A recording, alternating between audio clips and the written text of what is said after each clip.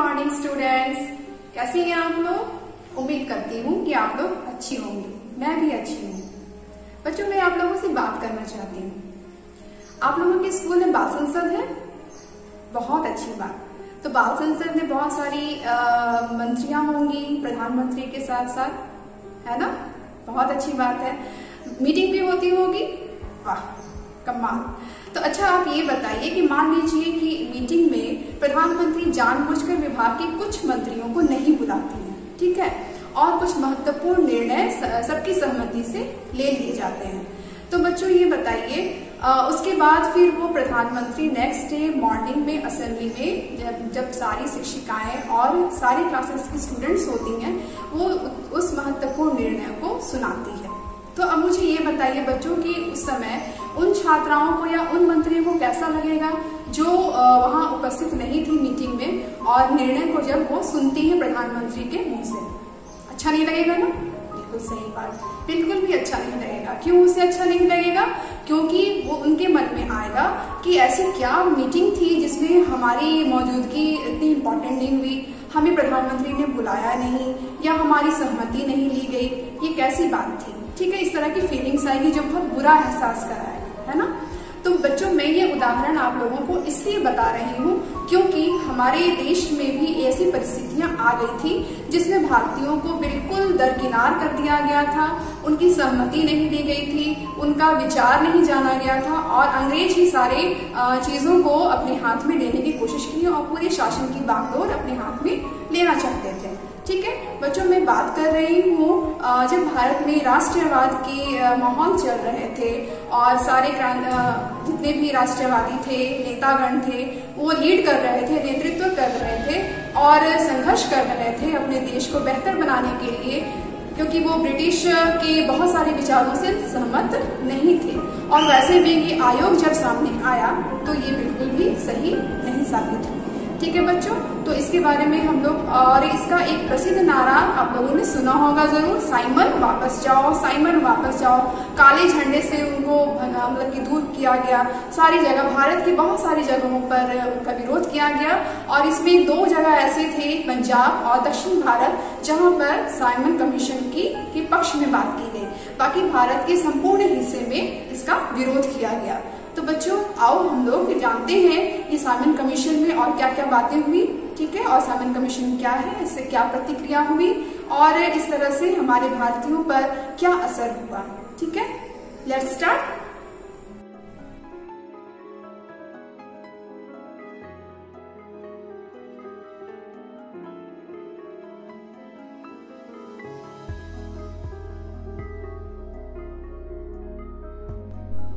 तो आओ बच्चों, हम ये जाने कि साइमन कमीशन क्या है।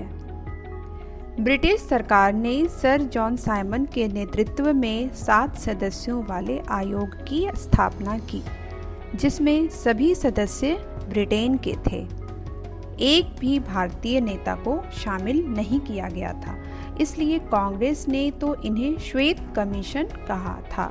श्वेत मतलब सफ़ेद, गोरे लोगों का कमीशन। ठीक है, साइमन की अध्यक्षता में भारतीय संवैधानिक आयोग का गठन किया गया। साइमन कमीशन रिपोर्ट 1927 ईस्वी में बनकर आई। उसके अनुसार भारत को औपनिवेशिक स्वराज्य शीघ्र देने की सिफारिश नहीं की गई थी। नागरिकों के लिए मौलिक अधिकारों का कोई भी उल्लेख नहीं था। वयस्क मताधिकार के आधार पर प्रत्यक्ष चुनाव कराने की सिफारिश नहीं थी। संघ लोक सेवा आयोग तथा उच्चतम न्यायालय की स्थापना का कोई उल्लेख नहीं किया गया था। 8 नवंबर 1927 ईस्वी को साइमन कमीशन आयोग की स्थापना की घोषणा भारत में कर दी गई। तो इससे विभिन्न तरह की प्रतिक्रियाएं उत्पन्न हुई। ये घोषणा होते ही भारत में दिसंबर 1927 ईस्वी को M.A. अंसारी की अध्यक्षता में कांग्रेस का वार्षिक अधिवेशन मद्रास में हुआ, जिसमें साइमन कमीशन को पूर्ण रूप से बहिष्कार का निर्णय लिया गया। उसमें नारा भी प्रस्ताव किया गया, साइमन वापस जाओ, साइमन वापस जाओ।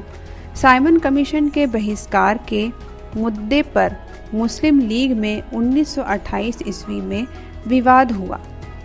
एक गुट मोहम्मद शफी के नेतृत्व में जो साइमन कमीशन के पक्ष में था और मुस्लिम लीग से अलग हो गए और मुस्लिम लीग के नेतृत्व करता थे जिन्ना साहब। जब 3 फरवरी 1928 ईस्वी को जब आयोग के सदस्य बम्बई पहुंचे तो इसके खिलाफ एक अभूतपूर्व हड़ताल का आयोजन भी किया गया। काले झंडे तथा साइमन वापस जाओ के नारे गूंज उठे। आयोग के विरोध के कारण लखनऊ में जवाहरलाल नेहरू जी, गोविंद वल्लभ पंत जी पर लाठी चार्ज किया गया। लाहौर में लाठी की गहरी चोट के कारण लाला लाजपत राय जी की अक्टूबर 1928 ईस्वी में मृत्यु हो गई। 1928 से 1929 ईस्वी के बीच साइमन 2 बार भारत आया था।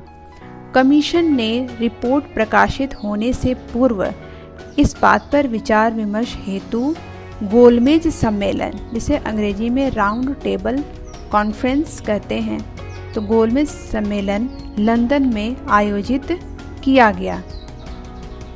साइमन कमीशन में 27 मई 1930 ईस्वी को रिपोर्ट प्रकाशित किया। परिणाम स्वरूप इस रिपोर्ट में ये सारे मुख्य बातें थीं। द्वैध शासन व्यवस्था को समाप्त कर उत्तरदायी शासन की स्थापना हो। भारत के लिए संघीय संविधान होने चाहिए। केंद्र में भारतीयों को कोई भी उत्तरदायित्व ना प्रदान किया जाए। उच्च न्यायालय को भारत सरकार के नियंत्रण में कर दिया जाए।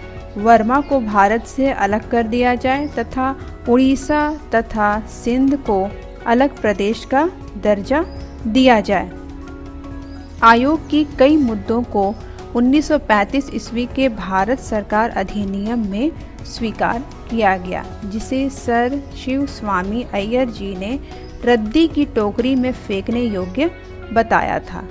तो हम ये कह सकते हैं कि साइमन कमीशन आयोग के अंतर्गत भारतीयों की कल्याण, उनके हित, उनके बारे में नहीं सोचा गया तथा उनकी राजनीतिक गतिविधियों और विचारों, इन सारी चीज़ों पर कहीं ना कहीं इसको रोक लगाने की कोशिश की जा रही थी और थोड़े बहुत इनको खुश करने के लिए कुछ ऐसे चीज़ दे दिए गए थे ताकि ये अपने मुख्य उद्देश्य से हट जाएं या भटक जाएं। तो बच्चों, आज हमने इस पाठ से क्या सीखा? तो इस पाठ से हमने यह सीखा कि साइमन कमीशन क्या है। साइमन कमीशन एक समूह है ऐसे लोगों का जिसमें सिर्फ ब्रिटिश सरकार ने अंग्रेजों का 7 सदस्यों का एक समूह बनाया, गठन किया, जिसमें किसी भी भारतीयों को नहीं रखा गया। ठीक है। और ये जो हमारे भारत के संविधान को बनाने के लिए, सुधारने के लिए काम किया गया था, जिसमें भारतीयों को शामिल बिल्कुल भी नहीं किया गया। ठीक है बच्चों। और इसके आयोग के आने से ही हमारे भारत देश में बहुत सारी प्रतिक्रियाएं हुई, जिसमें लाला लाजपत राय जी की मृत्यु भी हो गई।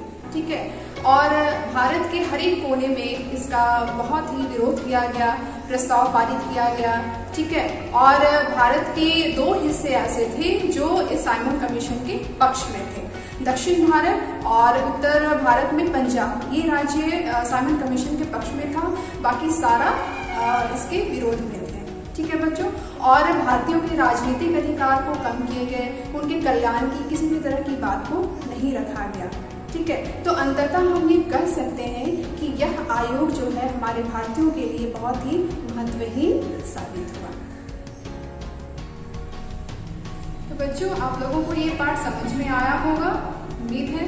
तो मैं आप लोगों को कुछ प्रश्न देती हूँ, इसे आप लोग जरूर बना पाइएगा। ठीक है। तो पहला प्रश्न है, साइमन कमीशन क्या है? साइमन कमीशन में क्या था? ये दूसरा प्रश्न। तीसरा प्रश्न, जब साइमन कमीशन भारत आया था तो उनका विरोध किस प्रकार से किया गया था? ठीक है बच्चों, धन्यवाद। धन्यवाद।